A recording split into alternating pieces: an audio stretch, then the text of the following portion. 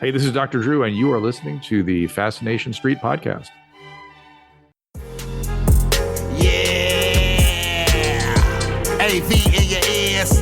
That's Ambush Vin giving you this audio visual down the most interesting street in the world with my boy Steve. Fascination Street, you already know. Let's get it when you whip in the Fascination Street. What do you?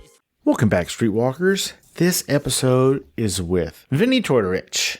This is his record-setting 6th time to appear on Fascination Street podcast. I love this dude. He's rad. Every time I talk to him, we have so much fun. He has so much wisdom to impart, and he is gregarious and fun as hell. In this episode, we sort of catch up a little bit on why he put out his book, Fitness Confidential, back in 2013. His first documentary, Fat, a documentary, in 2019. His second documentary, Fat 2, in 2021. His 2022 documentary, Beyond Impossible. We talk about some of the effects that putting that movie out had on his social media numbers, which I found fascinating. And then we talk about his newest documentary, 2024. It's called Dirty Keto. This movie comes out either the last couple of days of May or the first couple of days of June. It's really up to Amazon. It's only going to be on Amazon at first, so make sure you go check that out. If you do check it out, rate it and review it immediately. That'll help bump up his movie in the algorithms. We talk about everything from Frankenfoods to MCT oils. He explains the glycemic index to me. I've always been a little bit confused about what that is and why I should care. And we talk about all kinds of crazy stuff, but mostly we talk about his new film, Dirty Keto. Spoiler alert, toward the end, there is an update on his health that we get into a little bit, and he was gracious enough to be open and honest and, vulnerable in that space, and I appreciate all the information. I appreciate it every time Vinnie is on, and this is my 6th conversation with the great Vinnie Tortorich. Prepare to be fascinated. Prepare to be fascinated. Prepare to be fascinated. Welcome back for the 6th time to Fascination Street podcast, the world's only certified keto podcast. Welcome back, Vinnie Tortorich. How you doing, my brother? I'm doing great, man. And Steve, really, have I been on this show 6 times now? Yeah. The first one was a 2-parter, but I just count that as one. But yes, this is your 6th appearance. More than anybody else. The most anybody else has been on is 3, and that's Paul Feig. Wow. And so I've finally beaten Paul Feig at something. Thank you. I appreciate hearing that. That guy is awesome. Dude's rad. You know, it's crazy. You're familiar with the Adam Carolla show, but we kind of met through that, right? And he has a guy, I guess he works for the show now. His name is Giorgio Giovanni, and they call him Gio for short. Super nice guy. Have you ever met him? I haven't met him in person. I've interacted with him either social media or email or some shit like that. He's a super cool dude. He would be an interesting interview. I'm not telling you who to interview, but... Well, I don't interview interesting people. I interview fascinating people. Fascinating people, yeah. So I think he fits in the category of fascinating. He was telling me one time, he goes, you're the 3rd most recurring guest on the Adam Carolla show. And I was like, wait a minute. No, I mean, come on. You got like your David Allen Greers, you got and it was obscure people, right? It was the guy that worked for Rolling Stone magazine for a long time. David Weil, who I actually know a little bit. David's been on over 100 times. And someone else. And then I was like 98. I had 98 appearances, which was shocking to me that I was on that show 98 times. And I'm coming up again. So I'm getting close to 100. But the thing is people say to me, okay, you're a podcaster for a living. And yeah, it's like, and they get fascinated by the fact that I've done like 2,500 podcasts. Of your own, yeah. Of my own. And when I explain to them, I've probably doubled that doing other people's shows. Because anyone who will ask me whether you're brand new, I think you and I recorded the first one and you weren't even up and running yet. That's correct. Yeah, you came out to LA and said, hey, I'm this guy. As a matter of fact, I didn't know you, so I said, meet me at a Starbucks. You're not coming to my house. I don't, it was that kind of thing, right? Absolutely. You have a good memory because that was 7 years ago. Good job. Yeah, I don't forget you. I mean, you were an interesting guy, and you were like, "Yeah, I'm here, and I'm interviewing a lot of people, and some pretty heady people in that group," and I was impressed. And to know that I've been on 6 times now, I find amazing. Mike Rowe is bringing me for the third time, and I think I'm only one of 3 guests, and not including his mom. Sure. I'm amongst like 2 or 3 guests that's been on more than twice. Love it. I like that people like me. Does that make sense? It does make sense. Yeah. I'm not a likable guy. Oh, yeah. I was going to say. I'm really not. I mean, I'm going through life kind of as a nerd, and Well, don't forget you are known as the angriest trainer. So it's not like you're the friendliest trainer. You're the angriest one. I'm not known. You're not easy to like. Steve, I'm not known as the angriest trainer. I gave myself that title. Actually, if I remember correctly, it was Serena that gave you that title. It is. We were trying to find a catchphrase when we first started the podcast, and I was like, we need to call it something." And she goes, "Well, you're angry about what's going on out there." And I went, "Yes, I am." And she goes, "Well, let's call you the angriest trainer." And I was like, "All right, I guess." And I hung on to that moniker for a couple of years. But then when I started getting interviewed by, television talk shows and everything, the first thing that would come out of their mouth is, "You're the angriest trainer. You don't seem so angry." And they would waste half of my interview on me explaining that I'm not really angry. So I tried to drop it. But yeah, that, when you go, they call you the angry. No one calls me that. I called myself that. Okay, Vinny, we're going to get into it now that I've wasted enough time talking about the angriest trainer. Yeah. Let's do something here. Ladies and gentlemen, streetwalkers, when I said just offhandedly, I said Serena came up with that. That's Vinny's wife, previous guest of the show, and Bond girl, the lovely. Also, she does voiceovers in every single one of Vinny's movies. Her name is Serena Scott Thomas. She is amazing, and they have been a couple for quite some time. Yeah. If you count just all the years of just living together and all of us, we're coming up on 18 years. That is amazing. Yeah, it is. I think it is. Well, I mean, for her to put up with you is what I meant. So, F you, man. Okay, Vinny. Yeah. On your podcast, which we talked about a second ago, it's called Fitness Confidential. Like you said, you've recorded over 2,500 episodes, well over, and you're like 12, 13 years into this thing. You open every single episode by saying, and I quote, "Your good intentions have been stolen." What does that mean, and why do you say it? Yeah, when it comes to, diet and exercise and losing weight, I was and still am in the industry for 40 plus years. And during that time, I watched everything come and go. Even before I was in the industry, I was always into health and fitness as a kid. And I would buy into the products. And folks, this didn't start with the internet where people are going, "Take this powder, take that pill, take. Back in the 70s when I would read Joe Eater magazine, and Muscle and Fitness and all that kind of stuff. You're a young kid. I was like 12, 13. It's like, wow, these guys have major muscles. It never occurred to me that they were taking a drug to look that way. And they're going, "Just put this protein powder in milk and you'll look just like me," right? So as a 12 and 13-year-old, I bought into all of it and quickly learned that, my wallet was lighter than anything else. So, well, this isn't working. And by the way, all of that stuff was bought with my own money when I was a kid. I would go sell vegetables. We had a big family garden. I would sell vegetables and go do odd and end jobs to make money to go buy these products. Isn't it funny that you could have just saved yourself the time and hassle and just ate the vegetables? Oh, and I was doing that too, because they talked about it. Oh, you have to have vegetables and eat a lot of lean chicken, but that's not going to work. You're not going to get these big muscles like Arnold Schwarzenegger unless you take this powder, right? Or take these liver pills and all this different kind of stuff. I had good intentions here and they've been stolen from me. I was lied to and I bought these products. Once I got my degree in exercise physiology and nutrition, I started looking around going, man, everything out there is bullshit. I would literally buy women's fitness magazines and a magazine called Fitness and Shape and all these different magazines because I was fascinated on what the article says. Like, this scientist says this and that scientist says, like, oh my God, this is so far from the truth. So that's how I started my business back in New Orleans, where I was just working with people and explaining, look, all the things you think are true are not. And then I started collecting the magazines.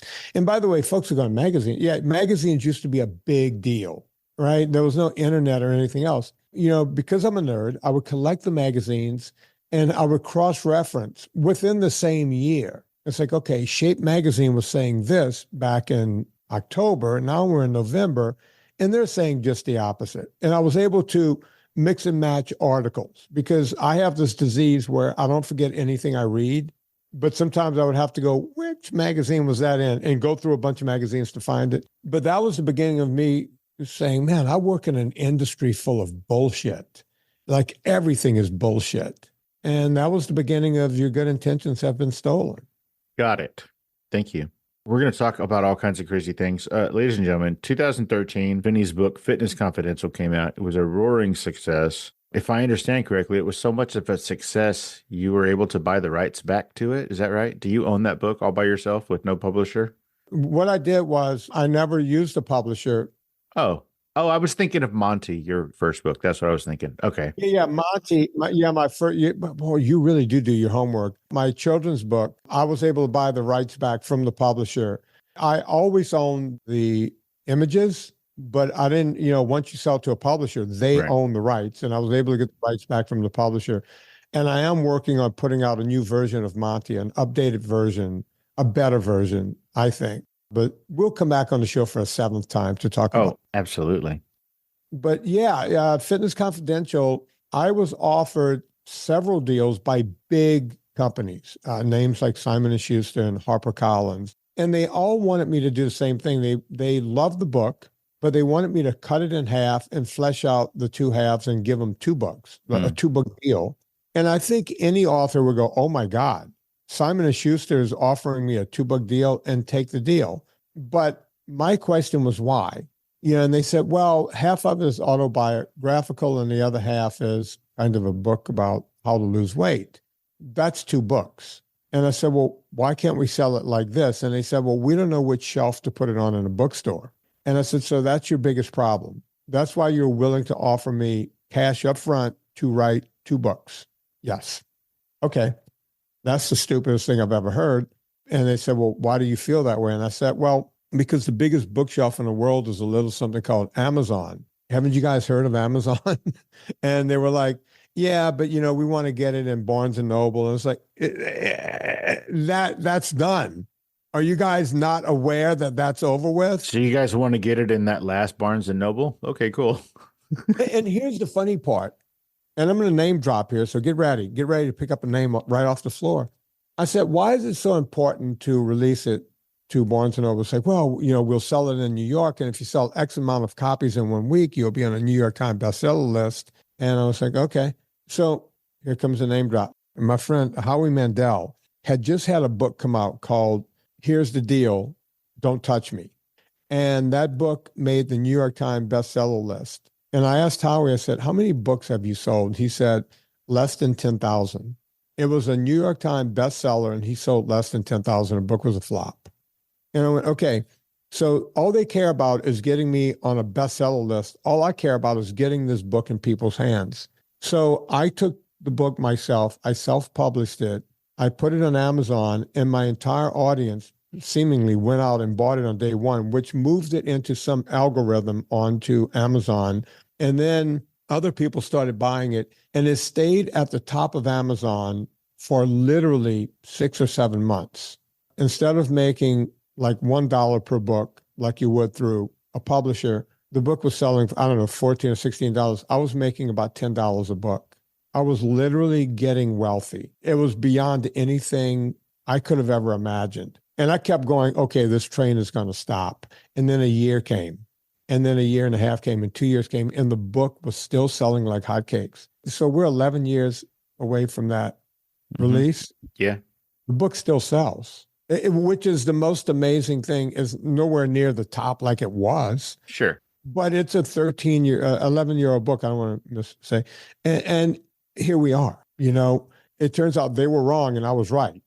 Why do you think it was so successful and still continues to be successful? What do you think about it was the magic sauce? If I'm being completely honest, I really don't know. I think because there's a story of a triumph story in it, because I talk about my getting cancer and beating cancer. So it resonates with people that get cancer. Other people say, you got to read this book. Cancer is not a death sentence. This guy got cancer and ended up doing all these incredible things on a bicycle. And I think part of it is that. Part of it is it was the beginning of the low carb movement. No one was really talking about it back then. Tens of thousands of people, now hundreds of thousands of people use that book as a kicking off point of low carb. Sure. There's a bunch of things in it. But if you're asking me to put my finger on why and how it sells, I have no idea. Cool. It's magic. It is. And by the way, the book is 11 years old, and I've, aforementioned, I've been on Mike Rowe's show twice. I'm going on for a third time. They want to talk about the book. Isn't that amazing? They want to talk about this old tired ass book from 2013. That's amazing. Yeah, it's crazy. But I'm going on to talk about the movie we're going to talk about today. Sure. But Chuck, his producer, said, hey, we hear a lot about this book. And I said, Chuck, I'll just send you a copy. And we want to talk about this too. Nice. So it's kind of like a double whammy. I love it. Well, we talk about from where you were to where you are, and we're going to talk about some of the other things.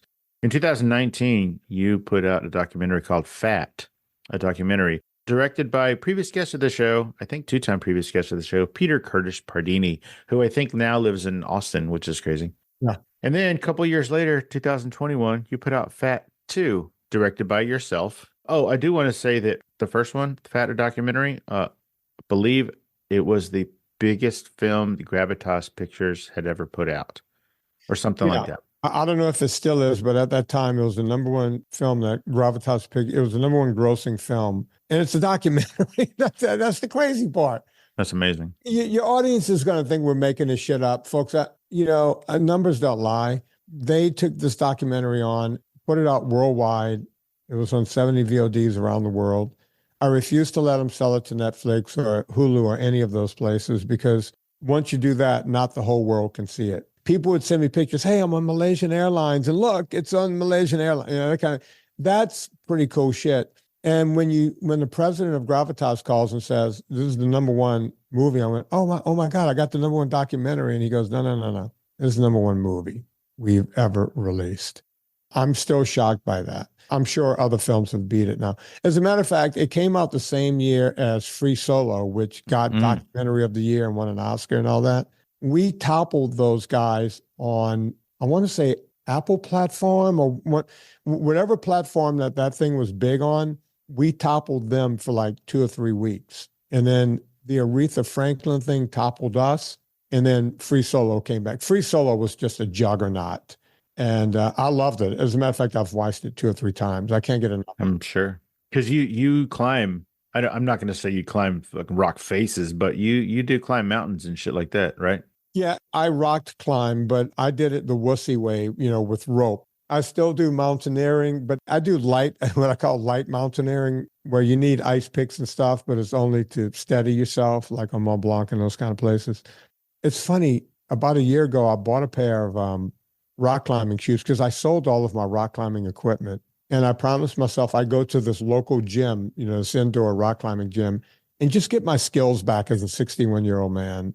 I've been looking at those shoes hanging in my office for a year, and I can't bring myself, because I know I won't have that level that I had when I was 30. I know it's not there, and I shouldn't be scared of it. But if you ever ask the question, what scares you, is not going to a rock climbing gym, but going there and realizing that you're not that guy anymore. I would have thought that there isn't anything that scares you. That's a really sweet and precious thing that does scare you. It's yourself. Yeah. You're scared of your previous self, your younger self. That's funny. Yeah, I get reminded of it. I look at my body and go, can I still, because rock climbing takes every bit of all of your body to do it right. It's a concerted effort. It's a dance on a rock, right? I see it when I mountain bike. I see the loss. I see it. I can't, with kayaking and all that. I see it. I'm not as strong as I used to be. And I don't know if I want to go rock climbing to see that, oh yeah, I suck at that too. Or not suck, but I'm not the guy I was. Sure. I need to make peace with that and just go after this current thing I'm going through. I'm going through another health crisis. So maybe I'll make it like my thing to do right after this. You got to have a goal, right? Yeah. Like we were talking about, the film Fat, the documentary, came out in 2019, but you shot so much for that film that you had enough left over to make Fat 2, which came out in 2021. And then 2022, the very next year, you put out Beyond Impossible, again, directed by you.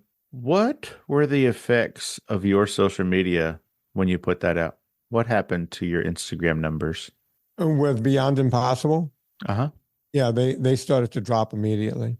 What do you mean? Well, I don't pay very close attention to the social media platforms. I just like putting stuff up every day, just, hey guys, here's a little free tidbit of information, right? That can help you with your day. And at the end of every one of them, I would say, hey, stay motivated. You've seen them, right, Steve? You've seen. Uh-huh. Yeah. It's just a motivational piece to help people along. It's free. It's fun. And at the time when I started to do the everyday thing, I think my Instagram was like at 25,000 people or something. And when I started putting these things out, I watched it grow. It went to 30 and 40 and 50 and 60. And it was right at 100,000. It was like at 99,000 and something. And then I put that movie out. And my Instagram started to flatten out. I never made it to 100,000.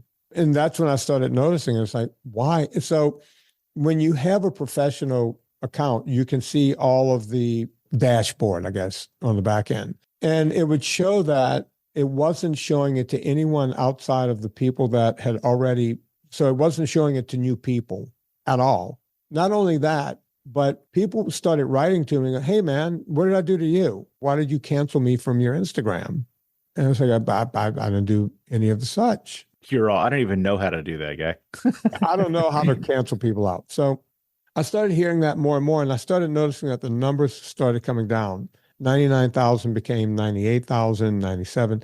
And when it got down to like 94,000, I just stopped. I said, you know what? They're not showing it outside of my audience.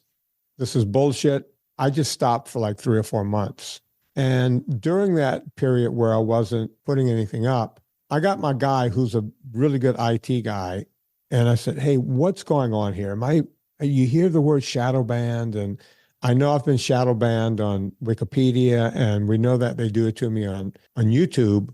Are they doing it here too? Is this what's going on with Meta? And he goes, let me look into it. So he knew a guy that worked for Meta. And he called the guy. He goes, hey, you mind snooping around? I got this client. I thought he was being paranoid at first, but in fact, he's lost like 6,000. They just keep pulling them away. And by the way, if you look at my thing, it shows more people coming in every day.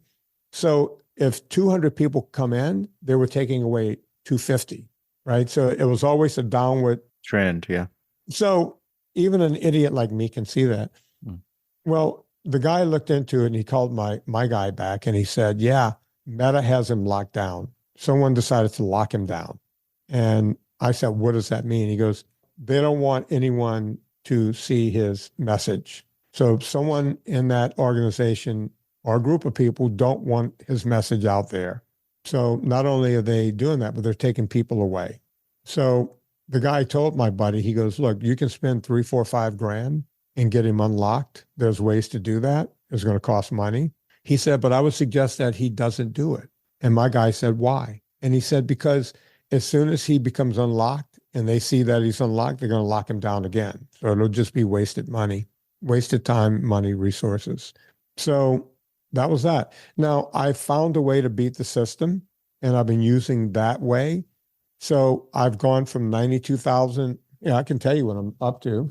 Look right now in real time. They had me down to 92,000. Not your audience would even care about this. Okay, now I'm at 94,000. So I've picked up a couple of thousand people, which is significant, right? And your audience will say, why do you care? It's like, I don't really care, but it's good to know that people are trying to control messages out in the world. I like knowing who my adversaries are and what they're trying to do. Sure. They're not just doing it to me. They do it in politics. They do it with food. They do it with everything. Some people will sit there, 50% of people will sit there and go, I don't give a fuck. They're not doing it to my people. Right. They will eventually come for you. That's what happens in the world. You might not care right now, but you should, because eventually they're coming for you. Sweet. What an uplifting thought.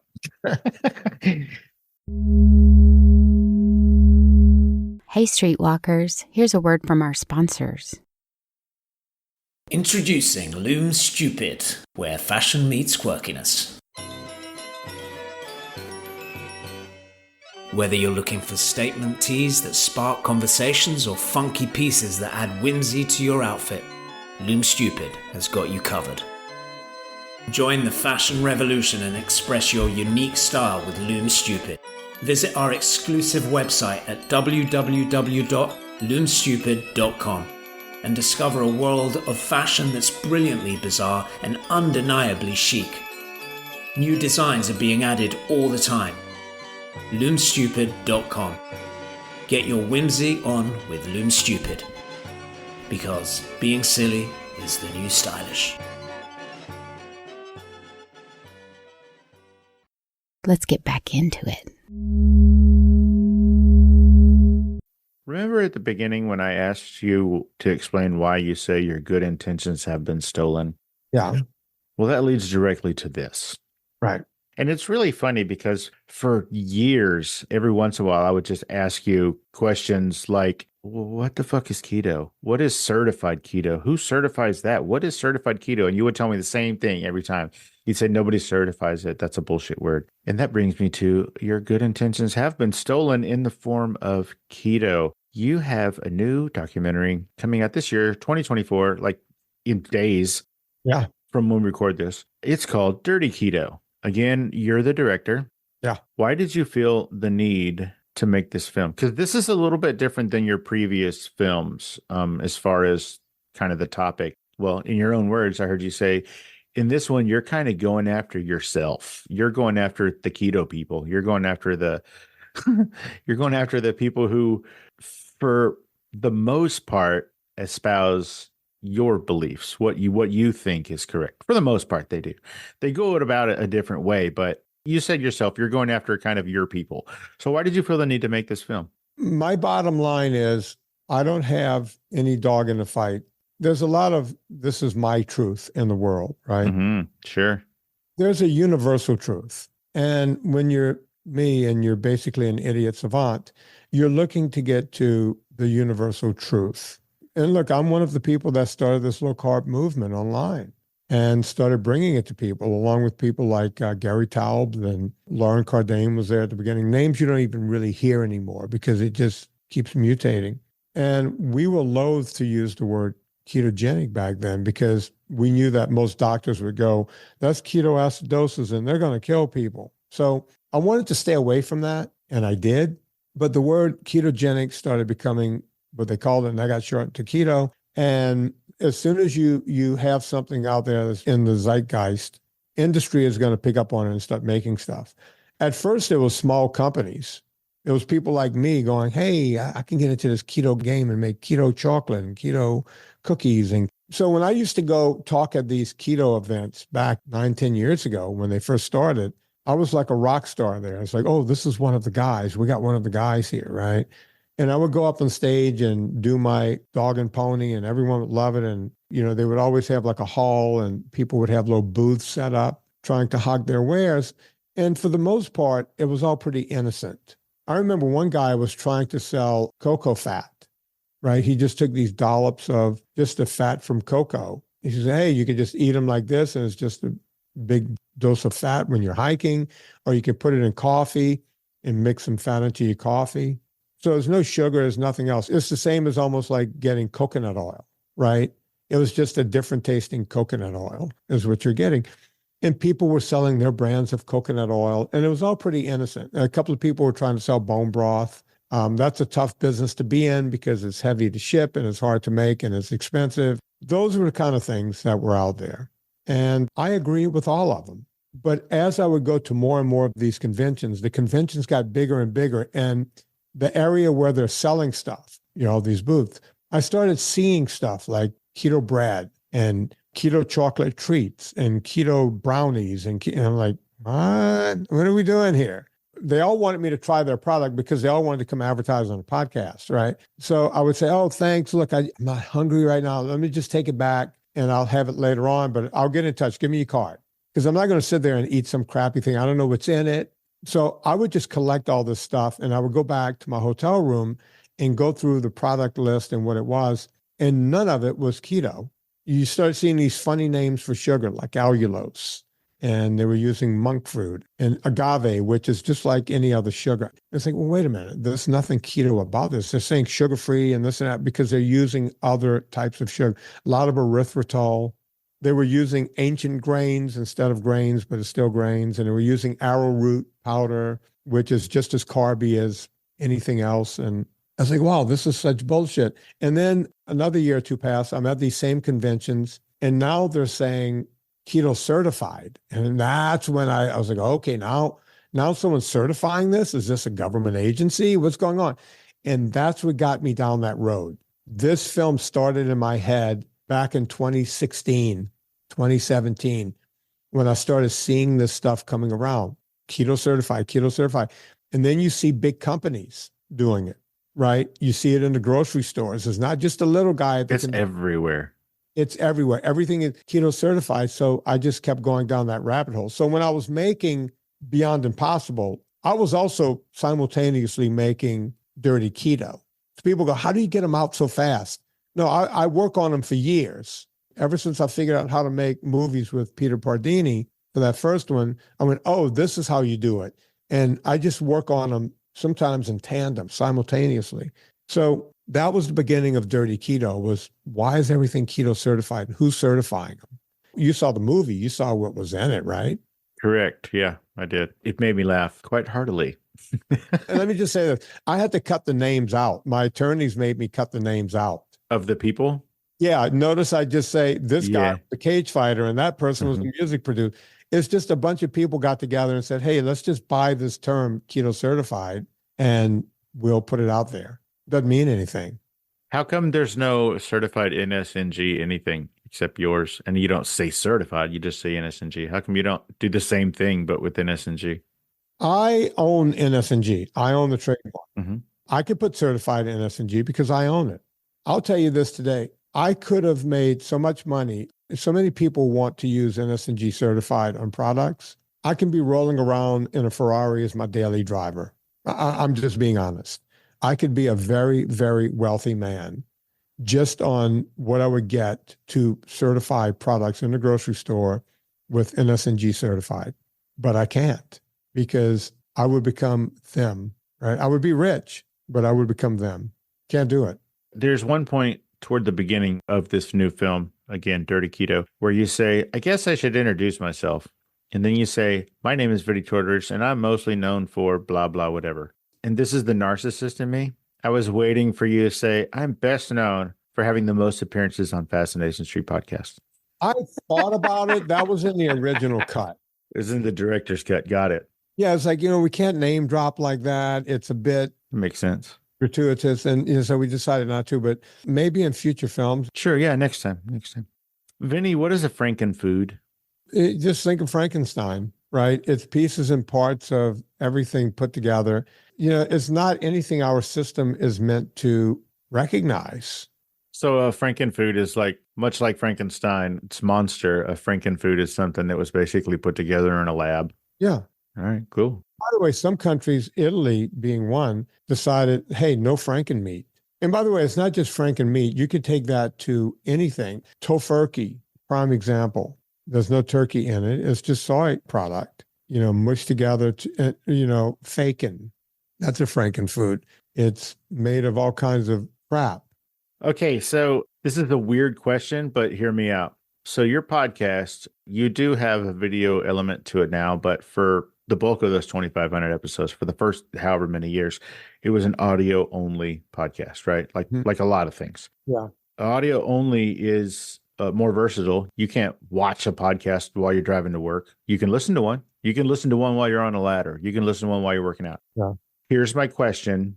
Is there going to be an audio only file available for Dirty Keto? And should you release an audio only file for all of your films? There are some pieces, especially in the first 2 or 3 movies, where it helps to have a visual to know what you're looking at. But specifically this one, more than any of the other ones, I mean, I get to see your beautiful face and that's cool, but this is something that somebody could listen to while they're riding a stationary bicycle or a real bicycle or lifting weights or fucking jogging or driving to work. And because the information flows so freely and is so well done and pretty to the point, there's not a whole lot of fat in this thing. It's really all the meat and the goods. I think it would really, really turn out well as an audio, like just really see audio. I'm not saying do it for free. Fuck no. But I think that there should be an audio version. I mean, we all listen to podcasts now. Why not that? You just gave me an idea. I saw you writing it down. You're welcome, everybody. I wrote it down. Now, I don't know what the implications are on the first 3 documentaries. I don't know if I can do it. Are they all through Gravitas? Yeah, the first 3 are all Gravitas. I'm putting the 4th one out myself. Mm-hmm. This is a departure from what I've been doing. And I'm only releasing this one on Amazon. So there's nothing stopping me from making just an audio version of it. I might be able to sell them on Audible. I just don't know who owns what and if I'm allowed to do that. Sure. Boy, what a great idea. Thank you, Steve. You're welcome. I'm full of great ideas. You know what? I will send you something if I doubt that I will be able to get the first 3 audios. That's fine. Maybe I can change them up a bit and just make them their own thing. Sure. And get around it that way. But when you said that, I went, that's one of the most that's one of the most fascinating ideas I think I've ever heard. Love it. I'm awesome. You are welcome, everybody. Oh, you are. And by the way, I'm going to go listen to them in audio. You should. To see if it flies, because it might not fly. Well, this one will for sure. Because I was paying attention to that while I was watching it. I was like, oh, yeah, this would definitely work. Plus, it's only like an hour. Yeah. So it makes it imminently more digestible. Yeah. And it's mostly me narrating all the way through. Mm-hmm. You know, as Dr. Drew said to me, I'm name dropping again, in my last documentary. You mean 2-time previous guest of my show, Dr. Drew? Yeah, that doctor. He's a fascinating man. Drew wrote to me after I put up Beyond Impossible, and he said, thank you for interjecting yourself more into your documentary. And I wrote back and I said, Drew, I did it because I can't afford anyone else. You know, I'm cheap. I work for free for me. But he said, yeah, it really worked. That's why I had the confidence to go into this one. And it does kind of read like a podcast. Mm-hmm. You know, maybe we could sell it on Amazon for $1 or something. I don't know, maybe on iTunes for $1. Sure. I mean, why not? Yeah. In this film, you said that you take MCT oil every day. That's correct. In all of your many companies and products that you offer and own, is MCT oil one of your products, or do you recommend something else? Is it just coconut oil? Like, I mean, you don't have to give away all your secrets, but if you don't sell an MCT oil, what do you use? I use coconut oil that I buy from Trader Joe's. Coconut oil is the best form of MCT oil because, like, you could go buy more expensive stuff that they've taken the coconut flavor out of and they've refined it down to just MCT. And if you do that and you take just a little too much, you're not going to make it to the bathroom. Mm-hmm. But with coconut oil, you have a lot more leeway. You could take a lot more and never get stomach distress. Your stomach builds up an immunity to it. So how do you take this? Do you just eat a spoonful of it? Do you put it in your coffee? Some people like to put it in coffee and this and that, but unless you whiz it up in coffee, it all just floats like an oil slick at the top. Floats on top, which is not bad because your lips get a nice coating of the MCT oil. I like coffee to taste like coffee. Which is why you own a coffee company? Yeah, I like to make coffee that's our motto. We make coffee that actually tastes like coffee. Nice. So I just take a scoop. There's a jar. It's only my jar. I don't double scoop because I don't want bacteria going, but I just take one nice big spoonful, sometimes up to 3 times a day. Sort of like the same way that some people will just go grab a big spoonful of peanut butter, kind of like that. You just grab a spoonful and move on about your day.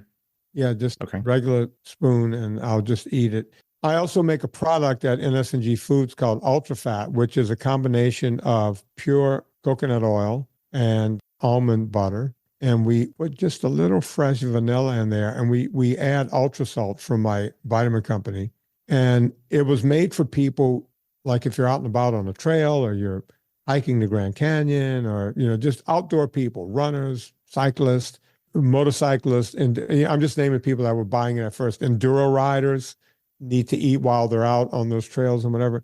It started selling like hotcakes. We couldn't keep up. And we found out that people were buying it to put in their kids' lunch boxes. It became very popular with moms. So it's crossed over from kind of like Gatorade used to just be for football players in the South. And now Gatorade is in every convenience store. Mm-hmm. That's the way this product is. It's taken a life of its own. Love it. Hey, Streetwalkers, here's a word from our sponsors. Hi, guys. I'm Vinnie Tortorich. I'm the guy that has the Fitness Confidential podcast and the book by the same name. I've started a few companies, but I just started a company called NSNG Foods. And our first product is Ultra Fat. What's that? You say fat? Oh, yeah. It's got fat in it. It's got ultra fat. And the reason we call it ultra fat is because it also has electrolytes. So this is something you want to take when you're on the move, taking the nation and the world by storm. We have the coffee almond with coconut and vanilla. We also have the one with coconut, vanilla, and almonds with no coffee. So you can go check it all out, nsngfoods.com. Now go listen to my good friend Steve Owens because he knows what he's talking about. Let's get back into it. What is the glycemic index and why should I care? The glycemic index tells you how much sugar is in a product. I'm going to give you an easy way of understanding. Sugar is 100. Okay. So anything falls between 0 and 100. So let's take the aforementioned coconut oil. That would be a 0 on the glycemic scale. So you can eat all the coconut oil you want, and you will never get an insulin reaction from it. Once you start climbing the scale, you'll get more of an insulin reaction. Our bodies are set up to handle insulin from carbohydrates. Whenever there's carbohydrates present in your liver, you release insulin to come in and cover it. And what that insulin does is it moves some of it into your blood so you can maintain homeostasis. It keeps a little bit in your liver and it puts a little bit in your muscles, because there was a time when we had to run away from saber-toothed tigers. And we had that quick energy from what was in our muscles and blood and liver to do so. Well, when you start getting too much carbohydrate, all these processed junk foods now, and you see people walking around with big 64-ounce Cokes and eating like the whole pint of ice cream, that used to be shared by 3 people and this kind of thing. Your sugar levels, your glycemic index stays high, so your body has to keep releasing insulin. And that's why you should care, because when it keeps releasing insulin, you become resistant to the insulin. It doesn't do its job anymore, so you end up becoming type 2 diabetic. Did I put that in a way that people can understand it? I think so. I think that was pretty broken down. Okay, so there's this thing trending all over like TikTok and Instagram and a few other places. Have you seen this thing? It's from places like gatheredtable.com and lifehacker.com that says, and I quote, researchers have discovered that freezing, defrosting, and then eating white bread can lower its GI, glycemic index, by up to 31%. It's like something about the starch molecules adopting a completely different structure as a result of the freezing process, blah, blah, blah. Upon further investigation, I found that this article was originally published in the PubMed section of the NIH website in either May of 2008 or April of 2007. I found both dates. I've also heard the same thing about pasta, oddly enough, is that if you freeze it and thaw it and then eat it, it has a lower GI. Have you heard about this, and what are your thoughts on it? You don't actually have to freeze it. You can refrigerate it, and it works about the same. You could do it with any kind of complex carbohydrate. Pasta, you could do it with potatoes. You could do it with anything. So like the day after Thanksgiving's leftover mashed potatoes actually have a lower glycemic index score? Yeah, but I don't think it's 33%. Sure. But yes, it does. It changes the molecular structure in such a way. It doesn't change the amount of carbohydrates you're getting. So understand that. You're still getting all the carbs, but some of them become what's known as resistant carbs. And what are they resistant to? Being digested and broken down? Yeah, but more so, they move slower through your stomach, these resistance carbs. I'll tell you another one. You ever hear of Uncle Ben's converted bran rice? When I read that, it immediately brought me back to a conversation that you had with Adam Carolla on his show about Uncle Ben's converted rice. This would have been probably 5 or 6 years ago, but it was such a fascinating conversation that it immediately came back to the forefront of my mind. Please continue with Uncle Ben's converted rice. That's a resistant starch. So it's less starchy than white rice or brown rice. And by the way, white rice and brown rice is identical. It's just a different color. Some people tend to think brown rice is healthier because it doesn't taste as good. But that's just a fact. People go, oh, it must be healthier. It tastes different. So people are going to say, wait, is Vinnie saying I can have these? No, it's still a snake bite. Whether the copperhead gave you the full dose or you were able to pull away and it only got a half a dose in you, you still have a problem. Some of the carbohydrate has been slowed down in your system, kind of the same thing that a GLP-1 does, Wegovy and all this kind of stuff, Ozempic. But it's not enough to make a difference. And if you're metabolically broken, it's not going to make any difference at all. You're basically playing with fire. Again, it's one of those things where, yeah, in a lab, this works. Yeah, we've lowered it by X amount, but it doesn't change anything. It doesn't give you carte blanche to go and eat Uncle Ben's rice or stuff that you froze and then unfrozen. Well, no, it always has to be cooked and then either refrigerated or frozen and then reheated. But it's academic. Don't do it, folks. Again, your good intentions have been stolen. Okay, back to your film. Again, it's called Dirty Keto. By the time you hear this, it's available, I would say everywhere, but only on Amazon. Yeah. Are you concerned about getting sued by any of the companies that you mentioned by name in this documentary, like or whoever? No, because I'm not disparaging any of the companies. I'm just saying, hey, here's what they do. No one's going to come after you for that. I didn't say that, hey, these people are running a ring of drugs across the border or something. I'm just saying, hey, here's what they do. Now, you want to take me to court on that? You think you're going to win? Do you really want people to see? So they're not going to actually do it. Sort of like the Streisand effect, right? Where like she threw a fit because I think it was like Google Earth or somebody showed like a picture of her house. Right. Well, only maybe, I don't know, 1% of people on the internet knew that until she threw a fit. Right. And then 80% of the internet knew about it. Right. So kind of that way, like they're not going to come sue you because then that would just draw more attention to the thing that they didn't want you to say in the first place. Right. They just want this to go by. And you got to realize the most money I spend on any documentary, you would think it was editing and all this kind of stuff. It's attorneys. They go through every frame, fine tooth comb. That's why I had to pull the names out of those people. There's a lot of things that get pulled out. That's why you had to pull out the name of my show. I get it. Yeah, I had Fascination Street podcast right in the heart of the movie. And they said, we can't get this guy on the phone. He seems to, be elusive. But yeah, that's, every frame is gone through and kind of bulletproofed. Well, that answers that. Again, this is your fourth documentary. It's called Dirty Keto. When does it come out? Like I said, it'll be out by the time people hear this, but what day does it come out officially? It's supposed to be out on the 30th on Amazon. Now, we had to load it up a month ago. They tell you it takes a month and the whole thing. It could be out on the 29th. It could be out on the 31st or the 1st of June. But the date we were given was the 30th. Like I said, we're at the mercy of Amazon when they want to actually drop it. I don't see why. I mean, they have everything they need, right? Everything is loaded in. Everything is, all I's are dotted and T's are crossed. And so the 30th is when I'm told it's coming out. Gotcha. And again, it's only going to be on Amazon, at least for now. Maybe someday down the road, you'll make a different decision. But for right now, it's only going to be on Amazon. Yeah, I want people to go there and get it. And if it does well, and we're doing well with it, months down the road, 6-7 months down the road, we might put it on different platforms, like, I don't know, Tubi and some of these things people like watching, but that will be a long time. One of the things that I would encourage everyone to do who is interested in seeing this film is to watch it immediately and then rate it. Yeah.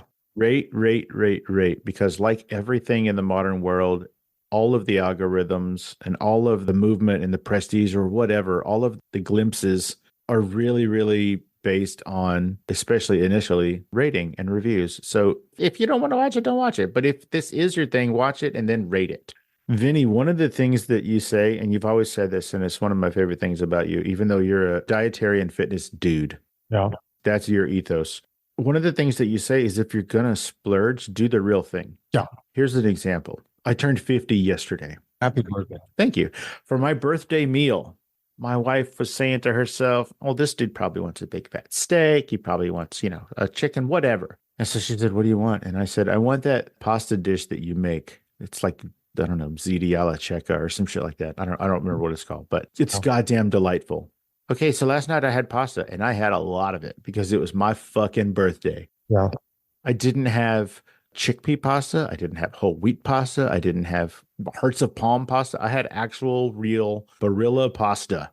That's what I had. Actual real pasta. Because if I'm going to splurge and eat pasta, I want the real shit. Why would I put that mealy, falling apart, other garbage? If I'm going to do it, do it. Again, that said, you say as well, I mean, don't do it all the time. That's why it's a special occasion or whatever. But if you're going to do it, do the real thing. Because if you're going to do it, get all the enjoyment you can out of it and then move on.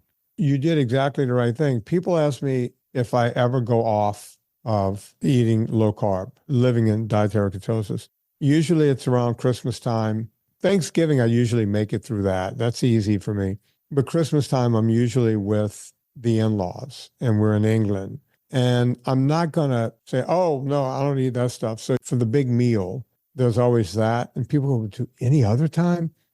Yeah, maybe once or twice a year. And people go, well, do you cheat once a month? No, I don't. But I remember when you brought up your dish a few months ago, probably 3-4 months ago, my wife says, I really miss, shrimp risotto. And my wife is an incredible cook. And I said, you know what? Make it. Let's do that. And we really enjoyed a shrimp risotto that night that was second to none. But we don't do that once a month, right? Once every two, it happens like twice a year or whatever. And when you do it, it really is kind of special. I feel the inflammation from it the next day. Sure. But, the juice was worth the squeeze. Do the real thing. If you're going to do it, do the real thing. I'm going to have a brownie. Sure. I only have one more final question, and you can either choose to not go into it or to go lightly, whatever you want. And again, if you don't want to talk about it, we won't. Right. You shared recently with your audience on your podcast, Fitness Confidential, and on social media that after all these years, after 17 years, your cancer's back. Do you want to talk about that? Sure. I have questions. All right, go on. You said in the documentary that your doctors told you it's probably going to come back within 5 years. Your goal was to pass the 5 years, and boy, did you. Yeah. I mean, we're 17 years. What was your emotional reaction when you found out that it was back? I have no emotions about cancer. I knew it was back. I go in for a yearly blood test. At first they test you all the time, and then, I go in yearly. But there were some things that happened over the past year. And I knew it was coming back. I knew it was there. One, we mentioned climbing. I was climbing Mount Whitney, and at 13,000 feet, I got really sick. I was getting nauseous and lightheaded. That's not like me. I usually bebop to the top of that. It's 14.5. I bebop to the top of that, no problem. I was able to bebop to the top of Mont Blanc 2 years before that, basically dancing to the top, no problem. But at 13,000 feet, I got very sick. Now, I was able to summit, but my climbing partner was like, man, you were white around the gills the rest of the way. I had to keep stopping to try to calm down. I couldn't eat anything. I couldn't drink water. I would have just thrown it up. So I knew something was wrong. You can go, man, maybe you ate something bad. No, this came on acutely at an altitude, which means my blood wasn't right. My wife noticed I would get tired quicker. Right. Still exercise like a fiend. I would come back from 15 miles of kayaking and, I would take a shower and take a nap and things like that. I knew things were wrong. So when I went in for my blood test, I knew what I was going to find out. And I'm pretty pragmatic about these things. I was like, all right, here we go. Chemo again, which I'm just finishing up right now.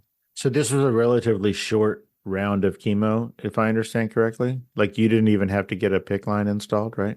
No, they do it differently. I had mentioned on the show that they were going to give me less chemo because last time I had a PICC line and it was going in me 24 hours a day. What they do is you go in for 4 hours a day for like 6 days and they pump a shit ton of chemo into you.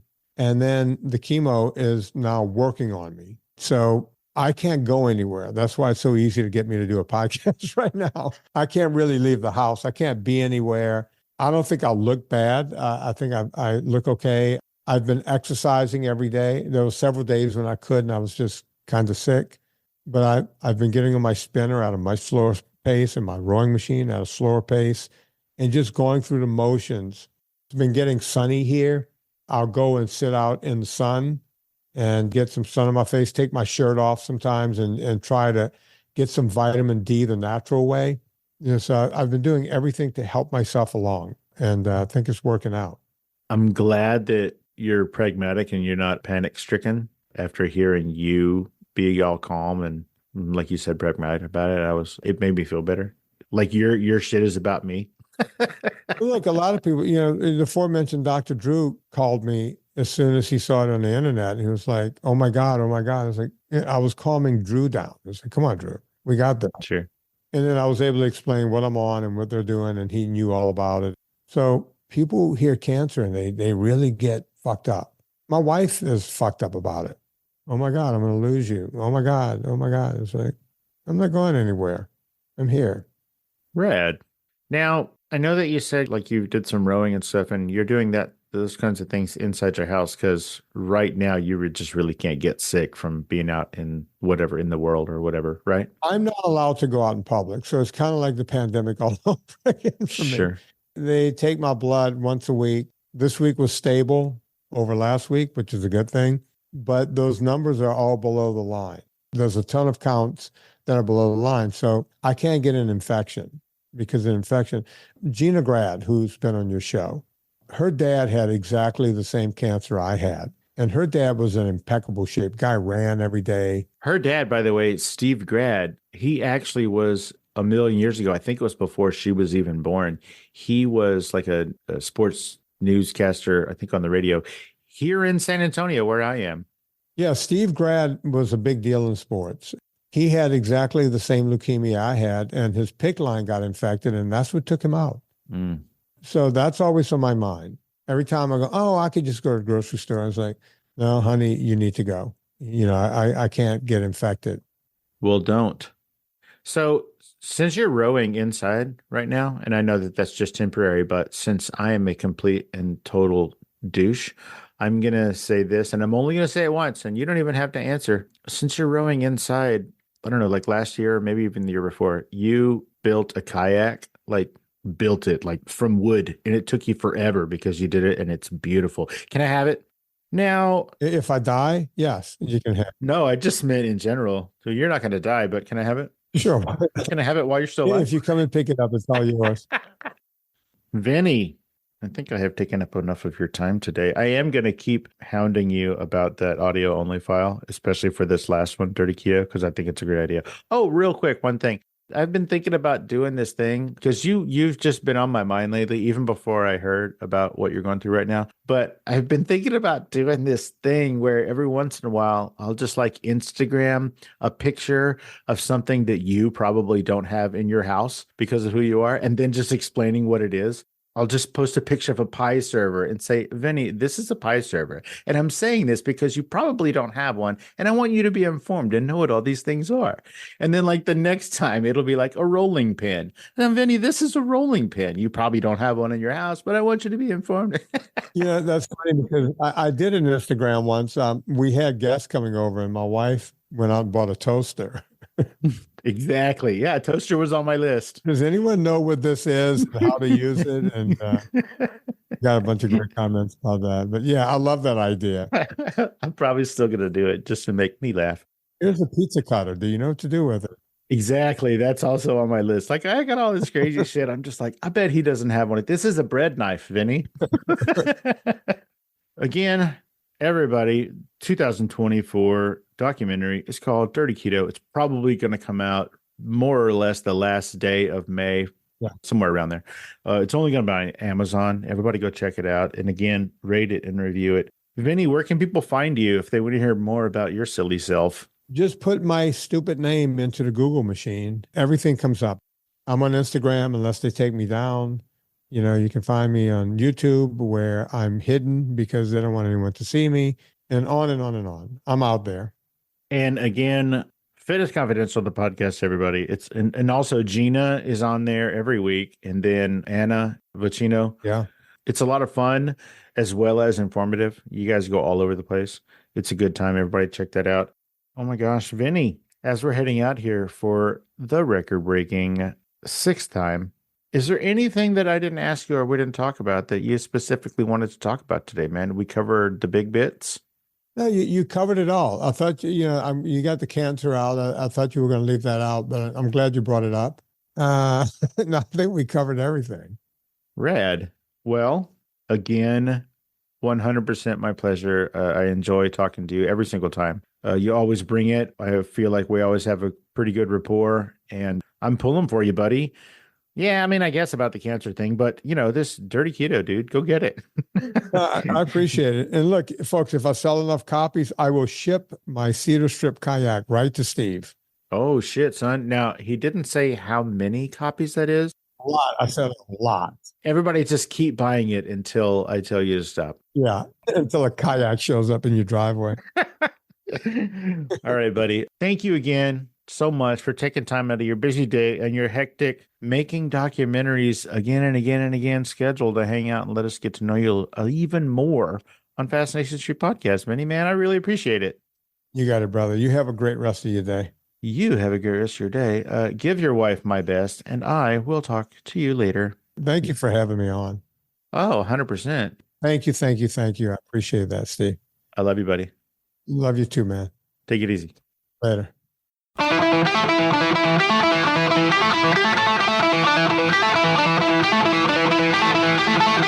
Opening music is the song FSP Theme, written, performed, and provided by Ambush Vin.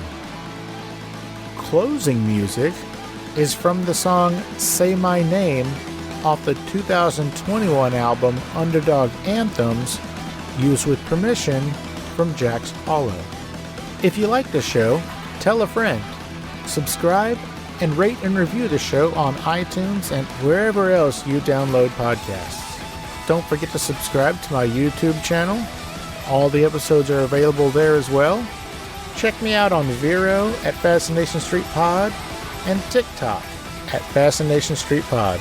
And again, thanks for listening.